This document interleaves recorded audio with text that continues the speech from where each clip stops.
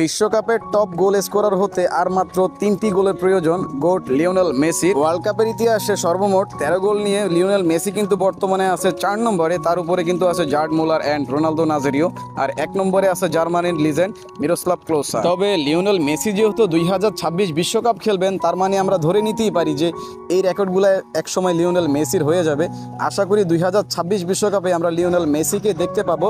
তার সেই ফুটবল দর্শন, তার যে ম্যাজিক্যাল ড্রিবলিং স্কিল, এগুলো আমরা দেখতে পাবো। যেহেতু 1 থেকে 3 পজিশনে যারা আছে তারা কিন্তু অনেক আগেই ফুটবল থেকে অবসর নিয়ে ফেলেছেন।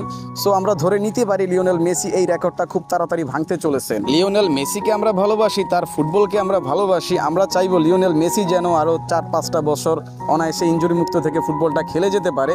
তার জন্য শুভকামনা রইল।